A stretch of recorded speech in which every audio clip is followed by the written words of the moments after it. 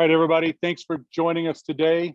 Kind of excited today to have Ryan Dailey and Matt Reagan, who actually kind of run Operation 36. But we are actually, the whole purpose today is what they're good at, and that's developing golfers, the beginning golfer, and kind of developing from start to finish of how you make a golfer. And so they've agreed to kind of join us today. So gentlemen, I'm going to turn it over to you.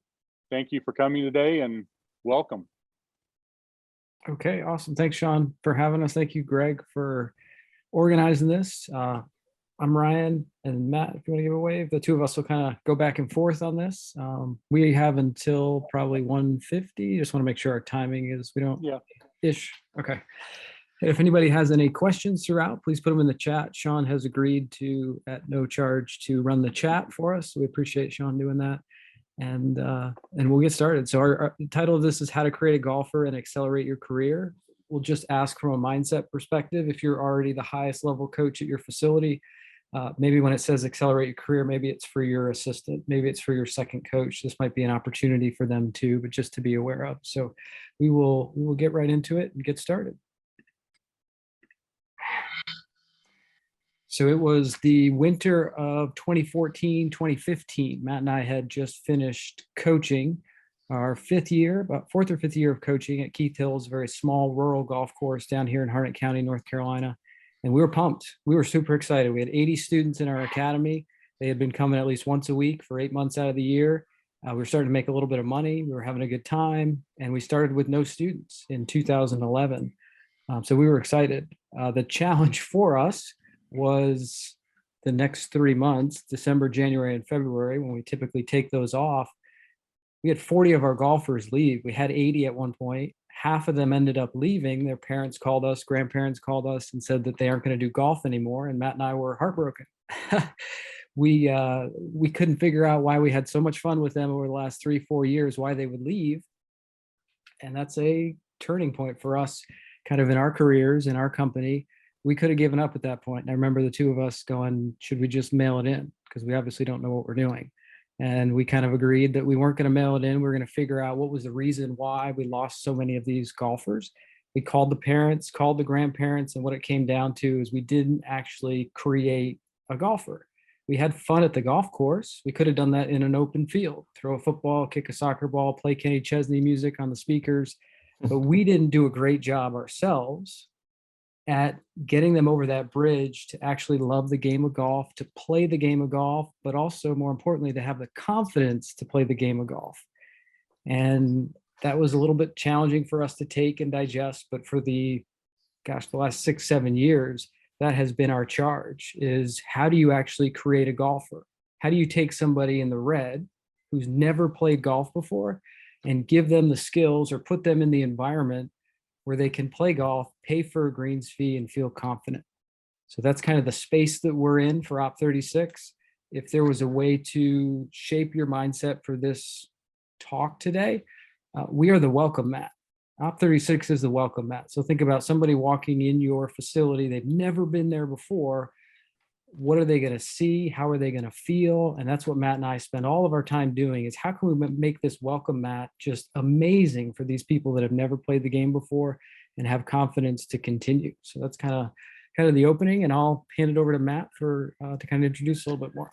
Yeah. So as Ryan was mentioning, just as we were actually losing those 40 students, we went from 80 students to 40 students. We're actually starting to get some attention in the Carolina section where we're located. We're just in the Raleigh area. We started the program at Keith Hills Golf Club, and Ryan and I were fortunate enough to work on this, from 2010 when we started ideating all the way till today. So for the first 5 years, we just stayed together and ran the program at Keith Hills and learned as much as we could together. So every day I would go in, run the golf course, and then Ryan and I would team up at 3 o'clock in the afternoon. We'd plan for an hour before class, and then we'd have kids walking down at 4:30, and we'd see 12 to 24 kids that evening. And we just repeated that process for pretty much 4 or 5 years together before we kind of broke off and started doing some other ones around the area. And that's what ended up leading to Maggie Simon's Carmel Country Club reaching out to us and asking, could we run something similar to what you're doing at a Carmel Country Club? And that led us down the road for the next few years to actually look at, could we license this or help other professionals do what we're doing? And so it took a lot from there, from 2015, 2016 until where we are today. Ryan, if you want to go to the next one here. Over the next 6 years, we ended up having really exploring how we can help professionals, as Ryan mentioned, design the most effective developmental program at their club, and also design technology that's going to help introduce and progress beginners in playing the game of golf. And maybe one thing you'll grab out of today that we look at a lot is the experience. And we ask ourselves, can we enhance the experience with technology? Can we enhance the experience by having trained coaches and having a model to follow to get someone into the game of golf? And so we have just over 600 locations and over 75,000 program participants up through last year that have been in the program. What's interesting, out of those participants, we actually have 40% of them last year were adults. And out of those 40%, a majority of those were ladies. And so we're starting to see, and it's not because Ryan and I shaped it that way, it's just us focusing on the needs of the beginner golfer and trying to figure out what do we have to do differently to make them feel good about coming into the sport. And just recently, if you didn't hear, we actually were acquired by Golf Genius Software, which all of you were very familiar with as the tournament management company in golf. And really what they're evolving into is the software development company that serves PGA professionals. Because they serve over 10,000 locations, they hear the needs of the professionals. And if we think about the things that pros have to do, we have to manage tournaments, we have to run the golf shop, and we coach. Those are the three main things that we do, plus 1,000 other things. So we ended up teaming up with them last year, starting to talk to them about how we build a billing and registration engine for Operation 36. And that led to a lot deeper discussions about the path they're going down. They really liked our mission of introducing 1 million new golfers to the game, the program, and they're getting ready to roll out a new coaching product, and it fit perfectly with that. So we kind of live as our own division underneath their coaching umbrella, and are kind of their kickoff to coaching. We've been, operating for a little bit longer under their coaching umbrella, but we were learning a lot. We just teamed up with them early February, and it's been great so far. And so we're looking forward to having just a lot stronger platform to be on to progress the program forward. But as far as today, that's a quick background on us and where we came from and what we're doing today. But in our presentation, as Ryan mentioned, we're going to cover really 3 sections. The first is just why beginners leave the sport. The second, we're going to look at how we create golfers with Op36. What is the model we follow? We're going to be open books today. So ask any question you want.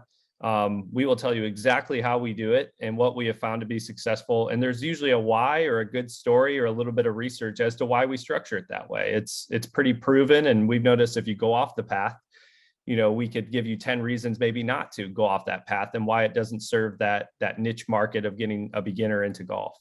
And then we'll also finish up by showing you a few things on how to accelerate your career. Or ways you can accelerate your career with player development, and what you should be tracking and what you can present your leadership and be able to show them at the end of the year. Because what's interesting is you have to have that stuff, and you got to know what to track at the beginning of the year if you want to get to the end of the year and say, hey, this is what I was tracking. You almost have to plan it way ahead of time. So we try to be proactive there to be able to get you to track what you need to. So at the end of the year, you could show the benefit to your club to help accelerate your career. And as Ryan mentioned, just write down any questions you have. You can put them at the end, or you could throw them right in the chat as soon as you have them. And if Sean sees one and wants to interrupt us and we'll just tackle it right away, that's perfect. If we want to wait till the end, that'll work too. But today we're going to show you why, what we have found is really beginners don't have a plan. We hope we can give you a plan or some way to get someone in, and then we'll show you how you could use that plan to not only benefit your golfers, but benefit your facility and benefit your career as well. So Ryan, turn it back over to you. Cool. Thank you, Matt. All right, so we've got a complex problem. Our problem is we have 3.2 million new golfers that entered last year, Presumably, we're going to have about the same that enter this year if we have the same stickiness, not stickiness, but entry point into the game.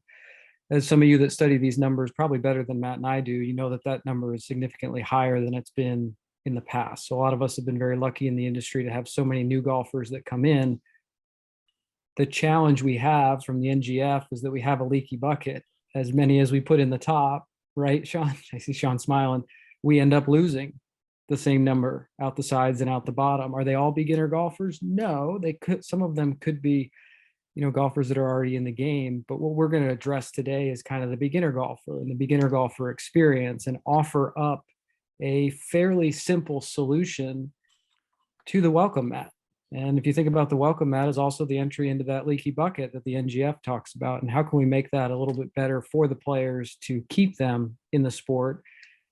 We're all excited about how many people are coming in right now, but the question is, at least in the conversations that Matt and I have with ownerships of golf courses, MSOs, and folks that teach a lot, is can we keep these people that are in? And hopefully we don't lose them like we have in the past. So the question that we'll start to address today is, why do so many beginners leave the sport? And our perspective is that there is no plan when they walk over that welcome mat. At least when we started and we called around to different golf courses as if we were fathers of young children, every time we'd call, we'd get an answer of, yes, we can do private lessons or summer camps. And there wasn't any type of plan that was available. So our charge has been, how do we take an industry that does a great job with intermediate and advanced players and has a roadmap for them, but what do we do for folks that are just getting in terms of no plan and not having a great plan? We never knew what a plan was, what an actual plan was, until we looked, Matt and I did, outside of the golf industry and kind of got a different perspective. And Taekwondo, I'm sure many of you in here have either had your boys in it, or your daughter's been in it, or maybe you've participated in some type of karate or Taekwondo. They do a wonderful job of being able to explain to you as a beginner martial artist what the plan is. And they do it in like 25 seconds.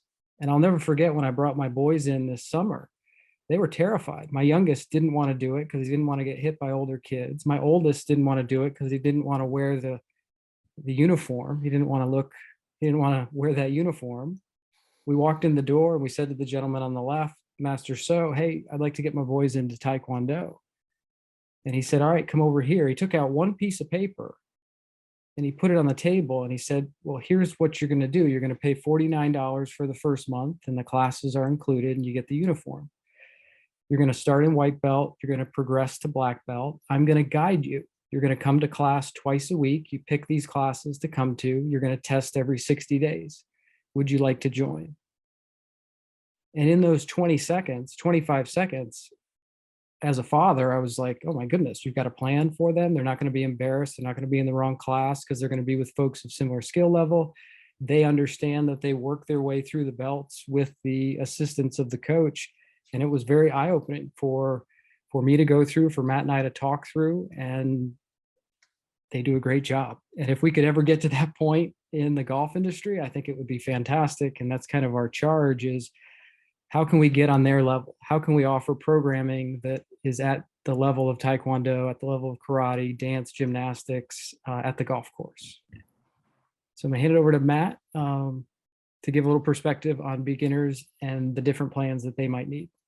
Yeah, so looking, going back to what Ryan just mentioned on having a plan, if you think about it, there's a Taekwondo, a dance studio, many other little sports venues that are in gymnastics studio. There's those all over every central location around the US. There's a group of folks who are in there, and that's all they're doing is running beginner programming all the way up through complete developmental programs. And they're paying for that entire facility, and they're employing multiple coaches. And we have this wonderful opportunity at the golf course where we aren't paying, $15,000 a month to outfit a facility and keep that going and have to take on a 30-year lease. And we are, we don't have to do any of these things.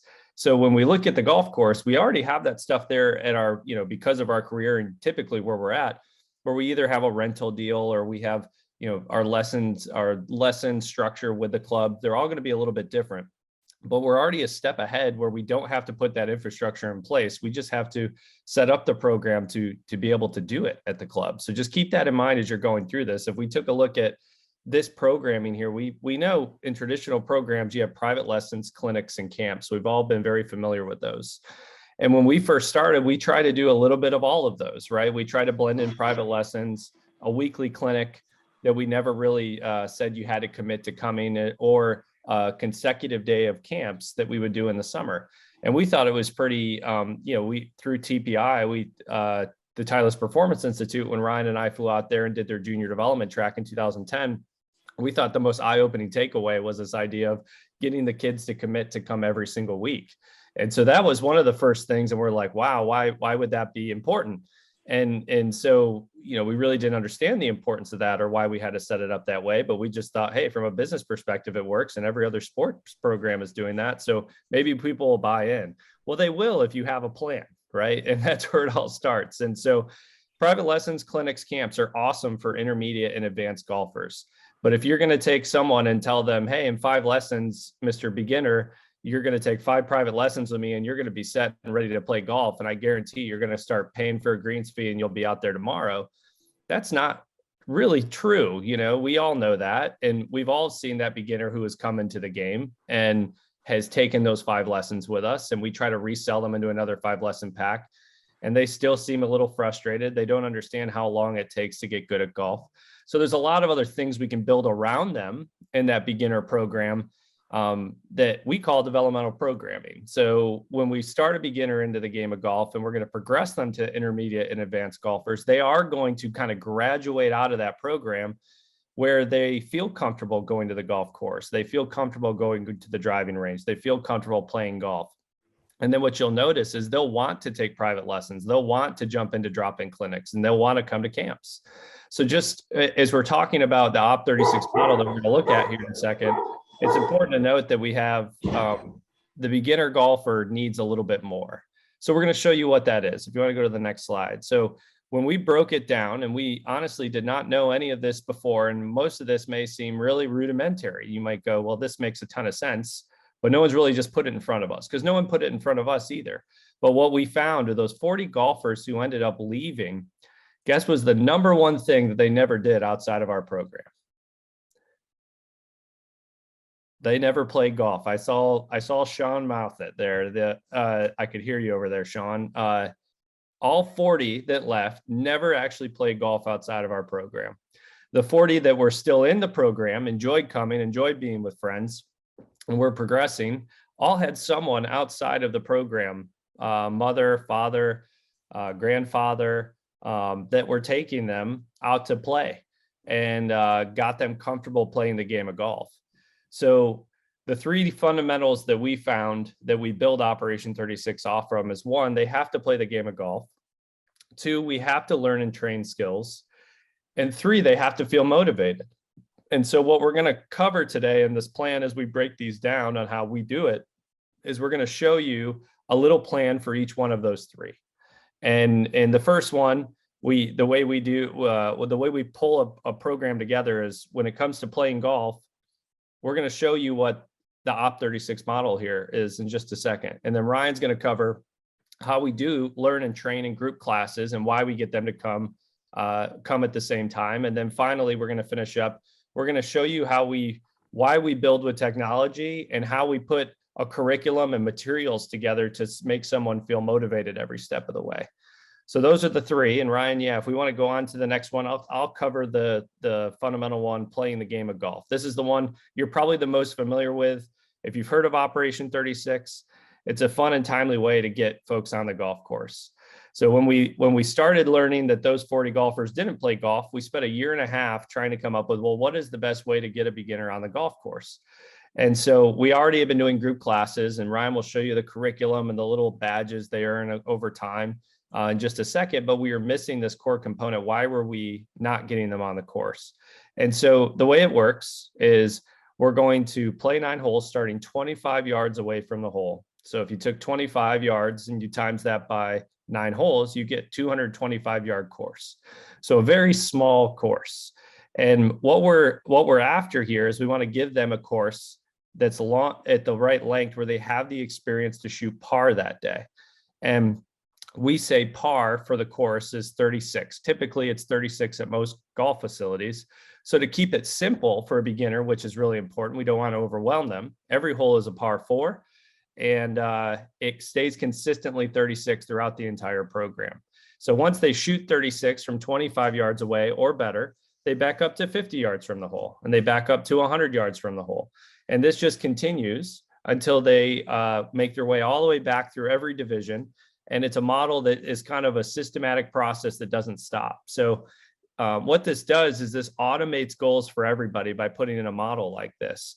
And so you can see here, this is a profile of a student. This is their different milestones. We break up every division into 4 milestones. Just like when if you think back to when we started playing golf, I remember playing the white tees at the Pinnacle Golf Course in upstate New York. And I remember that first time I broke 50. I remember the first time I broke 45. I remember the first time I broke 39. I remember the first time I broke 36, right? So we do that from day one, but from 25 yards away. So we give them this narrative of progression right off the bat, like, oh my gosh, you shot a 49 today. You already beat your first milestone.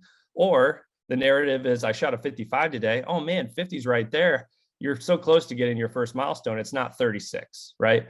So you're going to learn how we chunk out this model to make them feel motivated and feel like they're progressing. We want to make them feel like that goal is right in reach. And usually when they play their first round, they're actually going to we've had some kids, Ryan, that have gotten their first hole in one. They've chipped it in. It may not have gone in the air, but they thinned it, hit the pin and going in, and they get a hole in one the first day they play golf. And we treat it like a normal round of golf. And maybe they shot a 37 or they shot a 55. They write down a score, and that's what we have found is hooks them and then makes the classes so much more meaningful because they understand the purpose of golf and the magic of playing the game of golf first. And so, Ryan, you have so many more stories around the playing component, but it is neat just to watch someone go out there and get their first par, maybe in the first 9-hole round they've ever played in their entire life. 100%. It's all those little jolts of excitement that they need to keep them excited, right? Like Eli went out the other day for the first time this year, and he chunked his wedge on the green and one putted and had an eagle. He was so excited. If we would have gone to the tee box and he chunked his hybrid, it would have been a long round.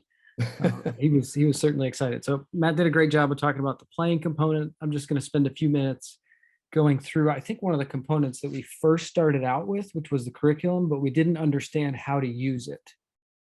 And what we mean by that is when you get somebody to play on the golf course, they get curious about how to improve. What do I need to do to improve? Probably the one thing we don't want to do is put somebody in a hopeless situation where you just send them out to do the yardages, but you don't provide any support system as a coach when they get stuck. So like if they get to 150 yards and they need help to develop the skills, what happens at that point? So what I'm going to go through is a little bit of how we coach them, or we would encourage you to coach them as they go through the different yardages, with the main goal of trying to get them to improve their skills. Why is progress important? Somebody might be wondering. Like progress, if you listen to some of Tony Robbins stuff, which is phenomenal, progress is the drug of happiness. Like progress is happiness. When you see progress, you get happy. And Matt's going to talk about this a little bit later on a few slides. But we really like to let our students see progress, and that's very motivating to them. And that leads right into how we group our classes. We actually group our classes based on skill. We used to group them by age. We did that for 7 years, and then we found out a better way to do it. So what we do now is our 25-yard students and our 50-yard students are in the same class. It's called a beginner class. When they graduate and they get past 50 yards, they move classes from Monday to maybe Tuesday or Wednesday to the intermediate class. That's the 100-yarders and the 150-yarders. And then there's an advanced class for those at 200 yards and above. This has completely transformed how effective our coaching is. If you think about this, if you have a class of 6 students in front of you, and you have 2 students that are at the tee box and 4 students that are at 25 yards, it's very challenging for you as a coach to coach them appropriately. The folks at the tee box need possibly slightly different information than the people at 25 yards. And I always say, and Matt and I, when we used to coach together, you really put different hats on. Like when you're at 25 yards with the younger students, you kind of have a fun hat on. You're having a blast with them, right? You're being a kid again. But then when you're coaching the kids at the tee box, you got to be a little bit more serious. And the challenge is if you're in a class where you have all these different skill levels, it's very challenging for you as a coach, but then the students get confused too. So by doing this, breaking it out into different classes based on skill, and then as they graduate, they move up. It's amazing how more motivated they are to progress and move to the next class because they want to keep up with their friends or they want to find new material, find out new material at the next level. Borrowed this, stole this from Taekwondo. This is what Taekwondo does. This is what the martial arts do. This is what Addie does in gymnastics. It's the same exact thing. It's skill-based classes. And we were fortunate enough to stumble on this after a few years of doing it. And it's super helpful to keep them motivated on the progress. So how do we structure the classes? This may help you as you start to put together in your mind how you'd pull this off. If a facility is just starting out, we encourage them to do an 8-week pilot or an 8-week program. If you want to envision that this is a monthly program, that might be helpful for you to envision in your mind. There's 4 classes. The students might come every Tuesday for an hour. And classes are very simple. We keep them as open-ended as possible for the coach because we feel like the coach has an unbelievable experience level in terms of teaching. We're not going to teach the coach exactly what to teach. We're going to leave it very open-ended and they can take the material and go as deep as they want. So we encourage them to start out with a game or drill in class to get somebody curious about how to improve, give them a little bit of education in the middle, some skill, and then do that same game or drill at the end so they can tie in their minds, the student can, that they've improved in the last 60 minutes. And when we figured that out, that little system of game, education, game, it made coaching these students over 8, 9, 10 months for the year very simple, very easy, very motivating for them to come back. Because we will admit to you, it was very daunting for us to think about how am I going to coach somebody for 8 months if I see them every week? Like, what am I going to cover? I'm going to run out of material. Like, I don't have enough material. I got to find Golf Digest, or I got to find something else. But if you have this very simple system of game, education, game, and you just keep repeating, it's very easy to have something for them. The other thing that is challenging is what happens if a coach leaves? So what happens if Matt gets sick and I have to go out and coach his program? Well, in the past, we used to have 3-ring binders that he would pass on to me or I would pass on to him, but a challenge is it rains. And when it rains and gets on that 3-ring binder, it's completely a wash. So what we've done recently, and Matt's going to go into a little bit more detail on the technology, is everything's in the coach's pocket on their phone. The lesson plans are in there minute by minute. If somebody gets sick or you change instructors or you go to a different location, you can keep all your lesson plans with you and you just continue doing what you're doing. And that was super helpful for us in getting that digitized and in the coach's pocket. I see Sean nodding. Does Sean have a question? No. Okay. No, I was just kind of agreeing that, I mean, it makes it convenient with multiple teachers at a facility that we have this here and it's able to kind of move through. You're able to, everybody knows on the same page what's going on. You made comment earlier that it took you guys worked on an hour before at 3 o'clock, you started planning everything out. Now you have it more or less, one person can just plan it out and then you run it. Everybody kind of looks at their phone and says, here's what we need to do. And those are all customizable. We give, if somebody wants the templates of what we have, they can certainly have them, but if they want to create their own, they can. The thing that we're running into now that we guess probably didn't predict this 13 years ago when we started is there's a lot of movement in the golf industry. Coaches move. And when coaches move, they feel bad that they potentially are leaving a program that's going to fall apart. But if they have this in place, they have the lesson plans, everybody's educated on the process. When they leave and the second assistant or third assistant takes over, typically it's a lot easier to continue the program than if it was just everything wasn't systematized. So that has been a learn on our end. We didn't realize the industry was that there was that much movement in terms of coaches, but that's been a good learn for us. In terms of the classes, just to wrap this up and then hand it over to Matt on the technology, the curriculum we came up with is very, very simple.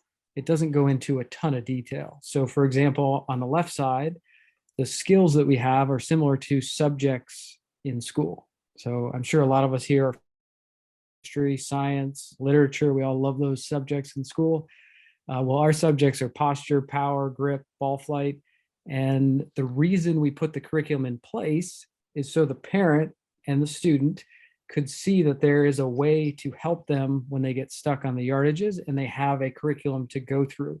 Matt and I always joke that you typically wouldn't put your student in a high school or a college that doesn't have a curriculum or doesn't have a way to get to the end goal from point A to point B. This is just a way to get from point A to point B. And as an example, power is just hit the ball first. So if Sean wants to teach, okay, to hit the ball first, you got to have your feet a certain way. You got to have your hands a certain way. There's a certain grip you want to teach. You can certainly do that.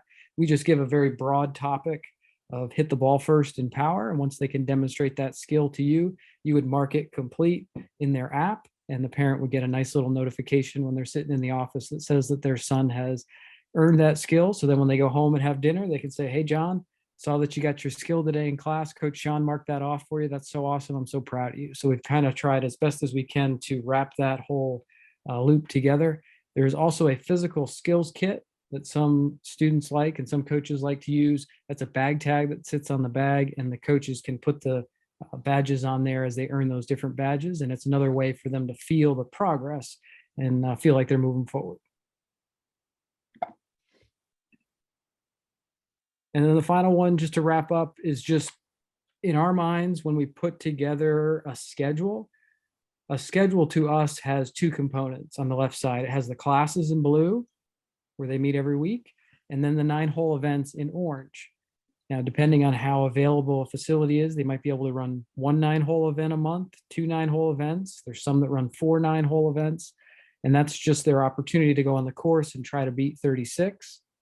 Those are those orange dots. And then on the right side, we've tried as best as we can to make these events, not just hand out a scorecard and go. These are pretty cool events that the students participate in. If they happen to get a low score, if they beat their yardage, they get a certification that you can see on the right side with that student that they can take home and put in their room. And then there's a leaderboard that the coach adds the scores to, and that goes out to the students through the mobile app. So from a curriculum coaching standpoint, that kind of wraps up the circle of how we do the curriculum portion. I'm gonna hand it over to Matt to kind of wrap up on the tech portion. Yeah, so something that's really important to us is we approached having our first 3 students sign up in 2010.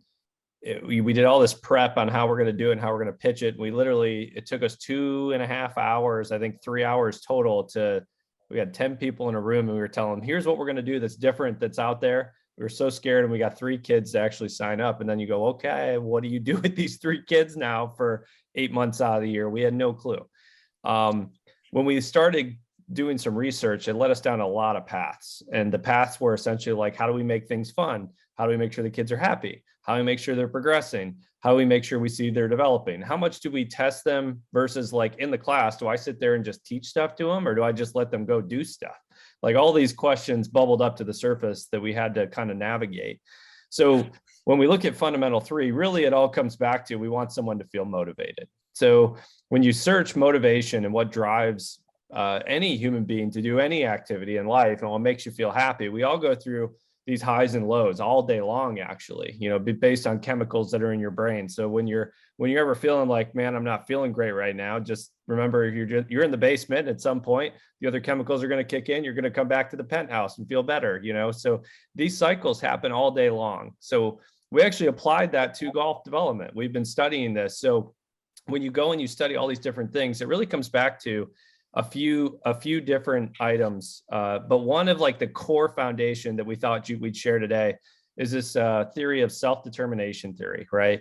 Richard Ryan and Edward Dietschy they were like the founders of this back in the 80s, I think. And this is still kind of the core areas that we look at. And then you build off of those areas. So when you start thinking about, well, how do I design an environment that's going to motivate these beginners to want to come back, want to play, want to practice? These are three that you can use and just keep in the back of your mind as you're coaching, because you might be worried about what you're teaching technically. Just think about the environment with the beginners more than what you're teaching technically. So the first thing is there's three pillars to the self-determination theory. And the first one is autonomy. So do I feel like I'm in control? Do I feel like I have the ability to make my own choices and decisions? Is it my decision to be here or my parents? That's an interesting one to think about when you have that kid come down for the first time. And can I chart my own path? Is there a direction I can take this? And it is pretty neat when you can have a conversation on the first day of a golfer's journey and you say, look, our whole goal is to get to a certain skill level where you can take this wherever you want to go in the sport. And you can show a picture of, a tour player or a college player. You have a college player that's at your facility and you can start painting that larger vision. And you say, it's up to you, on what you want to do in golf. If you want to just come and have fun in these classes, that's completely okay. And hang out with your friends. If you want to get better at golf, I'm here to help you. And if you want to play college golf, I'm here to help you. But I want to let you know we're here to help you go wherever you want. And I think that's where that autonomy component comes into play. If you can say that on the first day, and then you can back it up with a program or a plan, it sets them up for a narrative with you as the coach that's going to just be it's a very warming, it's a very stable foundation for you to get into when it comes to coaching. The second one being relatedness. We want to be around people that we feel like we fit in with. And that's a real simple one, not only from a friendship or companionship perspective, but from a skill level perspective. When the beginner's coming into the sport, they want to know that they're going to be around other people that are really good, really similar skill level. They don't want to be around people that are just going to be really good at the sport and pick on them. That's the first thing they're going to think about. So when you're joining anything, you're going to think about that same thing. And they want to know that they're going to be able to connect with some peers in their group. And this is a really important one. And then the third one, the third and final one of the self-determination theory is competence. And so competence is another pillar. Is, am I good at this? Can I accomplish this? Do I feel like the program I am is going to help me get there? And am I seeing progress?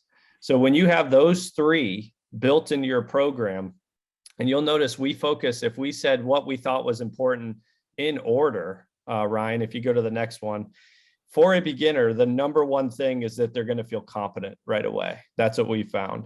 The second thing is relatedness, and the third is autonomy. If we don't tackle those in that order with beginners, it's going to be really challenging to keep them in the sport. That's why we do all these things, and the whole program's built around, kind of some small wins and some achievable wins in the beginning that build on top of one another. And it has to be very clear, and they have to see that they're getting better right away.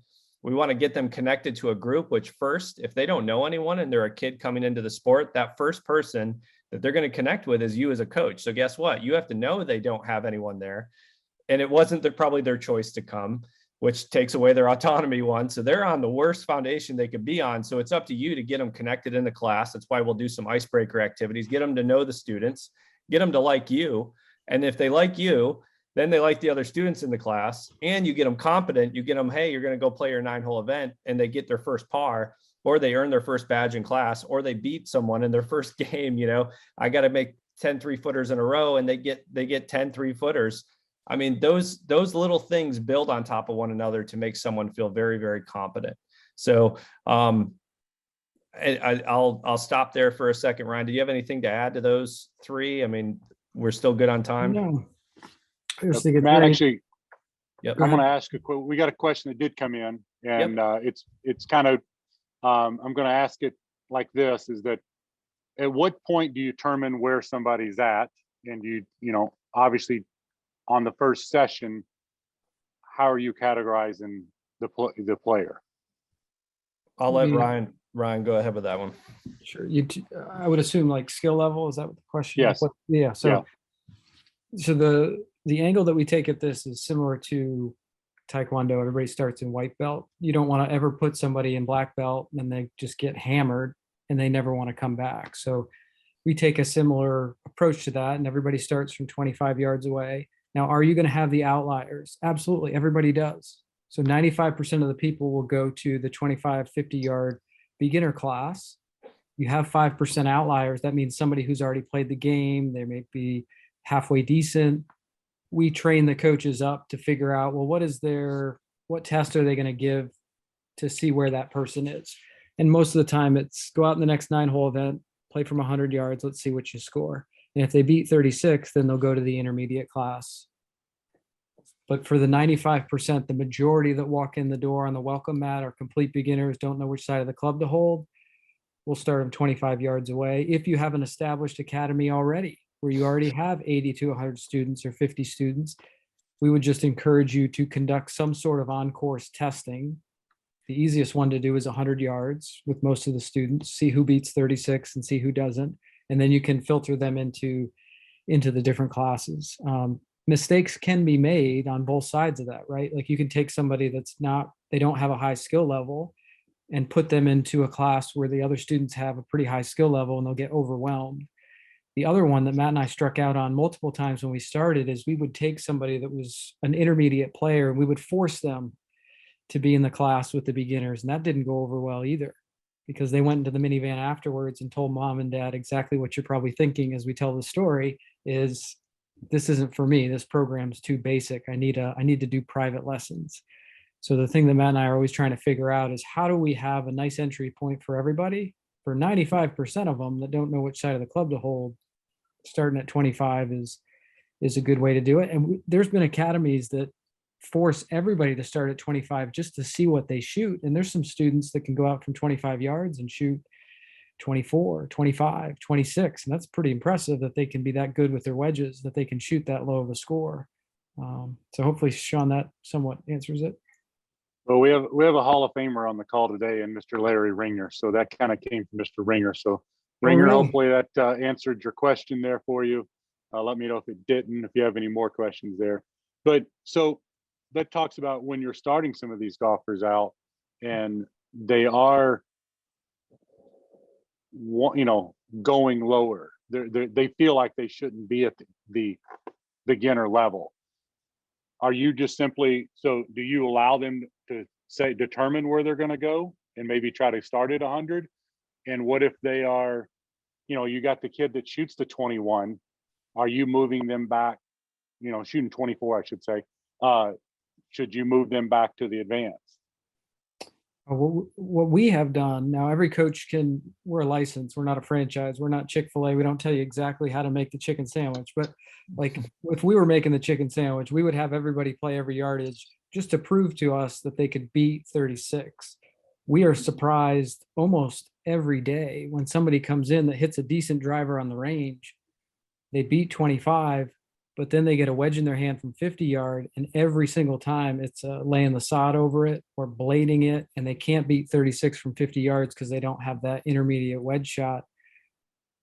To answer your question, every facility has the autonomy to start everybody at 25, but also there is a play at some point of putting them at 100 yards in the 9-hole event, which is similar to a competition or a US Kids event, and say, hey, can you shoot 36 or better from 100 yards with a scorecard where you have to write down your score. And most of the time those students will separate themselves and they'll beat 36, so you'll put them in the intermediate class, or they won't and they'll stay in the beginner class. But I think we have learned over the years that there's a lot of smart coaches out there, and we defer to y'all as smart coaches at your facility. You know your players better than we do, versus having this is exactly how to make the chicken sandwich kind of analogy. Yeah, that's well said, Ryan. I mean, and as we continue, we can ask we'll have a little bit of time at the end too. We're just getting ready to wrap up, and we'll ask a few more. To wrap up on this section, remember, feeling motivated. That is an important one. It took us a while to realize that half the battle of coaching beginners has nothing to do with technical skills, and it has everything to do with making them feel motivated every step of the way. And if you can think making them feel good about something first, being competent, getting them connected with a group, and then giving them a plan where they have choices, that helps really set a great foundation for them. Inside of the technology, we actually built in through the lens of that, that's how we built the technology. So if you think about playing golf and we're asking someone to go play from 25 or 50 yards away, you run into some challenges. Well, there's no tee markers there and I don't know how to get there. So that's not making them feel very competent. So what we said, well, could we leverage technology to make them feel good about finding that and create an experience for them? So when you actually play golf and you're at your course, there's when you choose that you're going to go play from 50 yards, it actually guides you through that experience. And you earn 50 points for playing. You earn 25 points for training your skills and logging that. And then any of the Op36 curriculum objectives that you accomplish, you earn 25 points. But you don't just earn 50, 25, and 25 points just to earn points.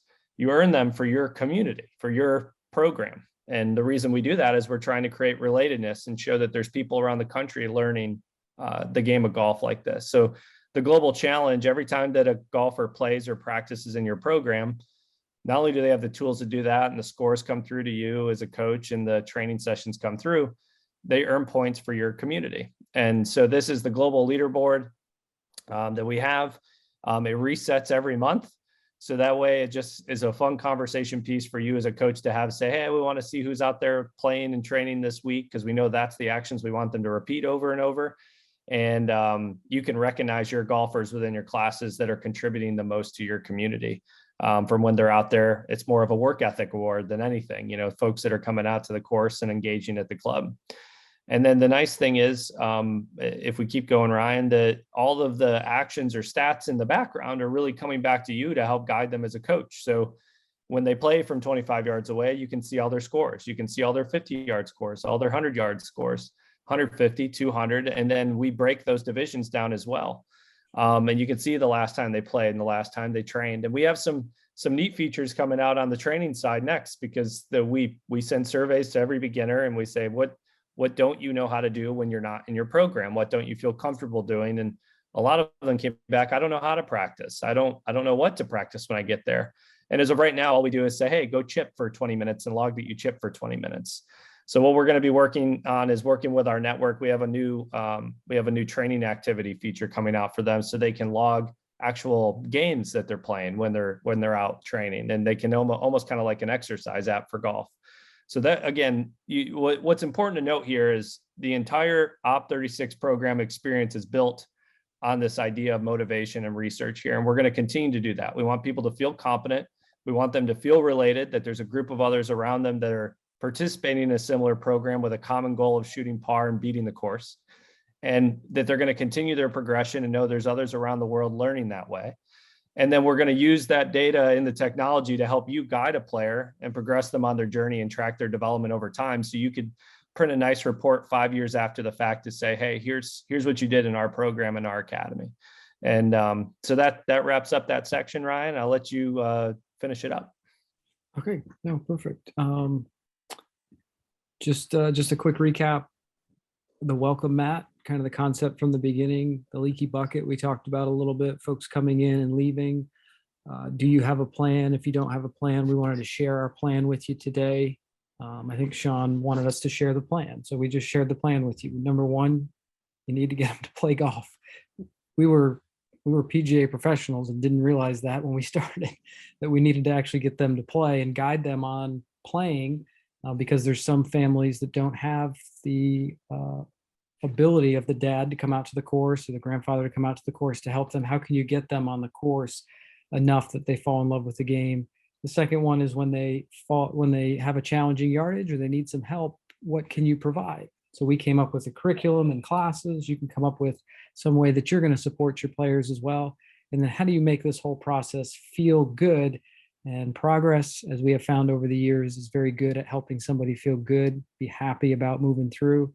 The final thing that we were going to share with you today, and then we'll turn it over to you, Sean, for kind of the closure, was if you start creating golfers. Now, we view creating a golfer as not just somebody that comes to the course and hits golf balls, not somebody that goes out and chips and putts, not somebody that just goes out and casually plays. We view a golfer as somebody who's gone out from 25 yards away and shot 36 or better. We count that as a created golfer. And every coach in the network has this stat on their dashboard of how many golfers they created. And Matt's going to share at the end kind of our industry goal of creating golfers. But if you create a golfer and you know how to do that, when you get into an interview setting where the GM, the head pro, the director of golf says, well, what are you going to do for us? How are you going to retain members? How are you going to gain new members? How are you going to increase our rounds? If you have a plan like this, think back to the Taekwondo example. Here's what's going to happen. You're going to test after 60 days. You're going to work your way through this. If you have that in golf and you have a plan and you've executed that plan previously at a previous facility, well, shoot, you can pull out a report, which is pretty cool that Matt was talking about, that can show them the impact that you've had at the facility. And I know if I was a GM or a director of golf or an owner and somebody showed me what they did at their previous facility and it showed how much revenue was generated. This is a report that comes from the back end of Op36. With a couple of clicks, you can pull up a report based on the players that played on the golf course, that practiced, just like Matt was talking about, through the app. You can pull these based on industry standards of green fees, merchandise revenue, food and beverage per visit. You can also plug in your own custom numbers if you wanted for membership and percent of the families that are members. And you can show them some numbers that they might be interested in. The one that has been, I would say, most fascinating to me when we present these to our GMs, because we run 5 facilities in North Carolina and Virginia, they're interested to know that the program is actually effective. I didn't think that was the case. But sitting down with these GMs and showing them this, they're like, well, does this actually work? Do people actually improve? And at the bottom, it shows that at least this facility improved by 3,445 strokes, which means if somebody went out and shot a 40 and then they shot a 39, they improved by 1 stroke. This particular facility, based on the dates, has improved by over 3,000 strokes, which is pretty incredible. The other thing that is helpful in the report is it shows every single player that was in the program, how long they've been in the program, what division they're at, milestones, and strokes lost. And I remember when we showed this to the GM at Hazen Tree in Wake Forest, he went through the list and circled every single player that was important to him or was a family that was important to him. And I remember him looking up going, I had no idea that you guys saw this many of my members in this program. These families are so important to us. And it was a great wrap up for the end of the year for them to know how impactful the program was. So these are 2 reports that Matt has been working very, very hard on the product side to get these for the coaches. Back in the day, Matt, how did you and I produce these reports in 2014 and 15? Yeah, we had a journal in the pro shop that people wrote when they played and trained. And then we took that journal and then tried to put it into an Excel sheet and come up with some formula that showed how much impact we had. So it was very challenging. So this has been, it takes a long time to get these things in place, but the reason that it's in place is the number one, and this is one of the core reasons we are with Golf Genius software now, is they believe the same thing. Is the golf pro should never be pulled out of this equation. And we are golf pros and we have to prove our value. And so we come out the program, our technology, everything is first and foremost, the pro has to benefit from every step of the way, and we have to be able to show our value to benefit. So that's why we put all these together. If you're trying to do this on your own, the number one thing you could do is try to track have some sort of tracking system to get people to write when they play and train down and how they're coming to the course, or do an incentive program at your course so you can keep track of that. Because if you can't, it's really challenging for you to show your value. And what we want to do is give you something to stand on at the end of the year, said, here's where you are, whether that's at your current club or at a club in the future. But yeah, this has been very nice to get in place. And now, because you're giving your golfers a tool, they are not only guided at the club, but all that data is coming back to you to show your value at the club. So when we say, why is it important to get your students in the app and using it and start using it to engage? It could be a career saver at the end of the day. You know, it's gonna drive all that data for you as a pro to show your net worth at the end of the day. So just something that's there. It doesn't have to be used, but rounds and how many times you're coming to the sessions, those are kind of the cores that will help you put it together, and happy to share more on that if we need to.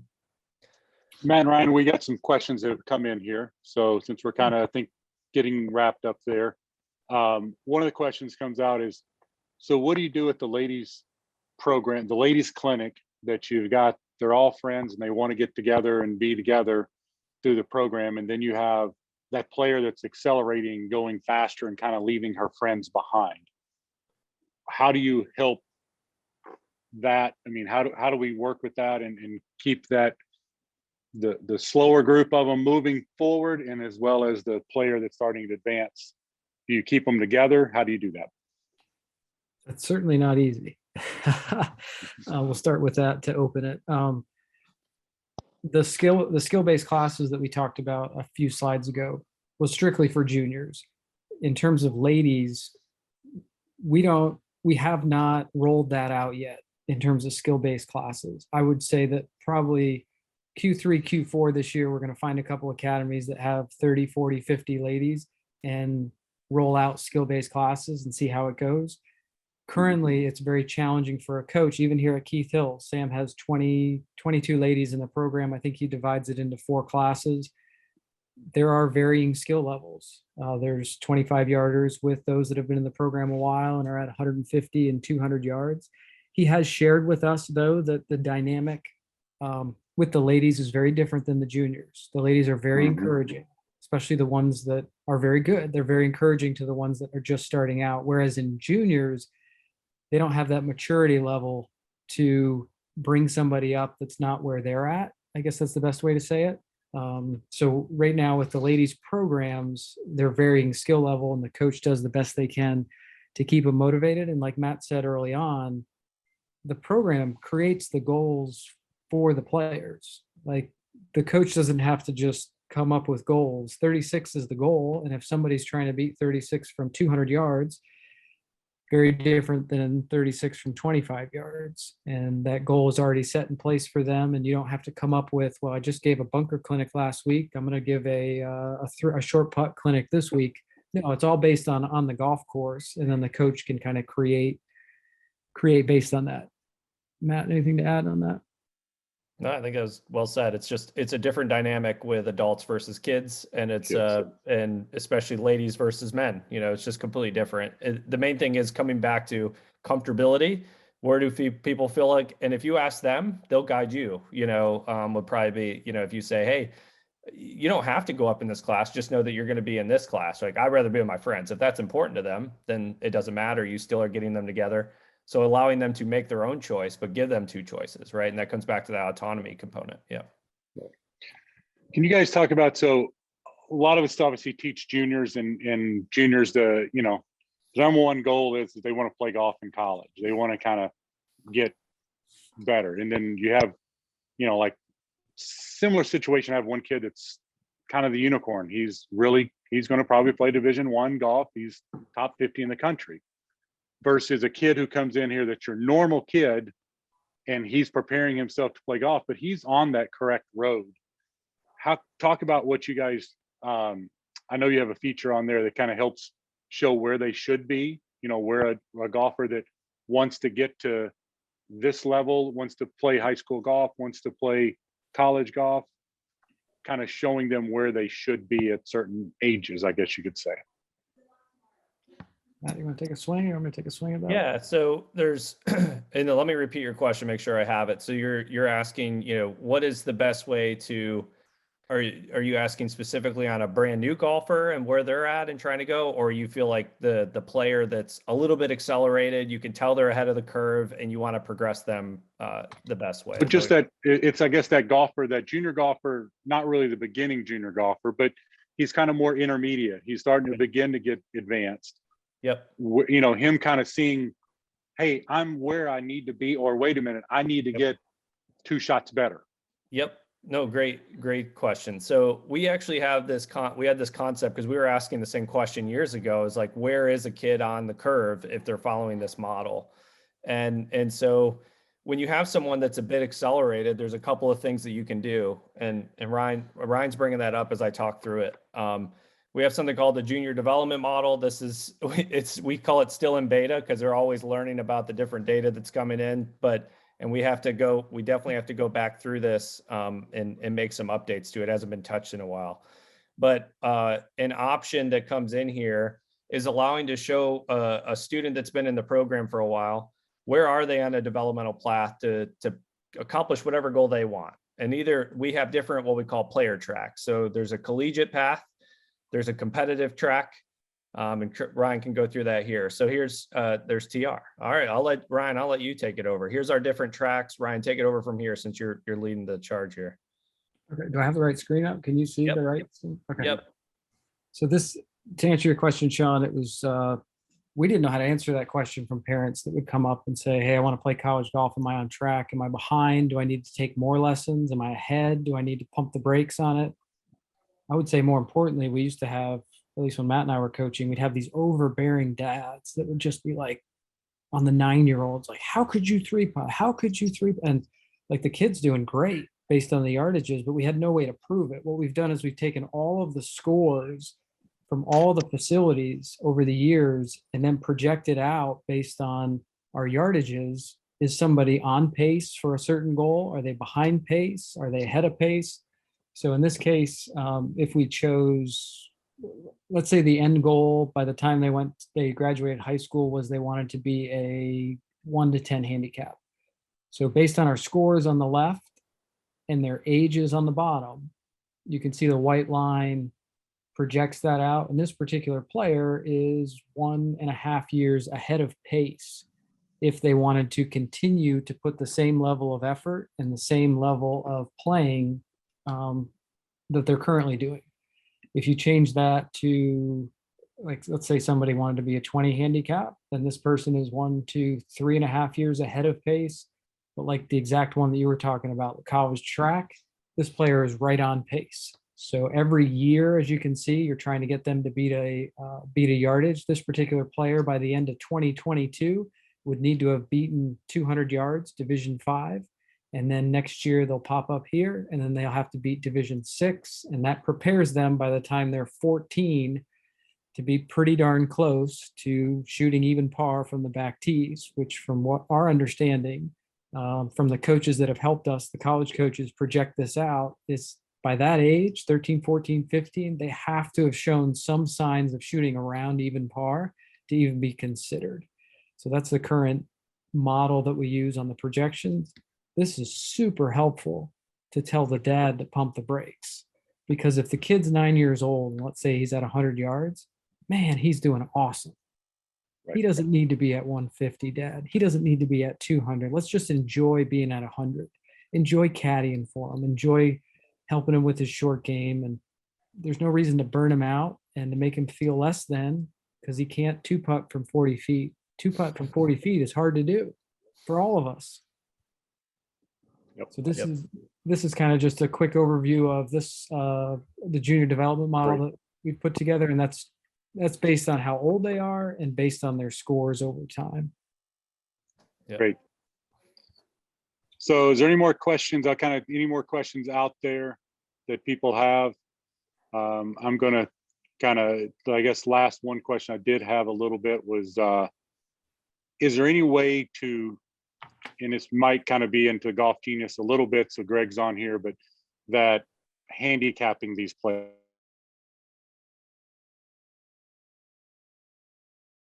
or any handicapping that you're looking at possibly doing with the program?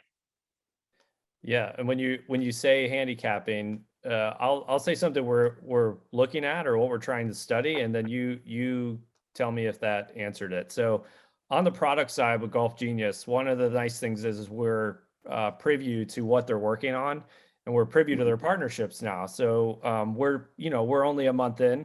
So as we're looking down the track for how we integrate, work together, that is something synergistically that's important to all of us and to their leadership. So yes, we will be looking at how we can come together from a product perspective, and if there's things that can integrate or ways that one product can help another product, we're definitely going to be doing that and looking at that. The second thing on the USGA handicaps with Op36, a question we've always been asking ourselves is, at one point, does an Op36 division turn into a USGA handicap, and what is that handicap? So that is something that we're interested in exploring too, because we are tracking full tee box yardages and we are tracking Op36 division. So if we know what, let's say someone who's at 100 yards and what they shoot from there, what that can translate into at a full handicap, that's going to be really important and pretty neat to look at from how we can pull USGA data of what their handicap index is and their OP36 scores. That's something that can be done, but again, it's depending on how the products work together in the future. That'll be something that since Golf Genius runs the USGA handicap system, is powering that back end, it's very easy for us to pull that in. Yeah, for sure. I will Awesome. say, Sean, Go I ahead. will say that Mhm. this is Greg. So again, remember and Matt alluded to it. Remember, we wrote the USGA handicap system, and that's very Right. near and dear, to how Golf Genius got to where we are today. So, they certainly don't believe in a league handicap as it sits right now. That is very popular in Canada, right? And we've learned how to do that with our partnership with the Canadian Golf Association. So that is very near and something that we will consider down the road. But knowing where we are with USGA, that we got to mind those P's and Q's, if you will, too. Yep. Sounds good. All righty. Thank you, Matt and Ryan. Thank you very much. Obviously very informative.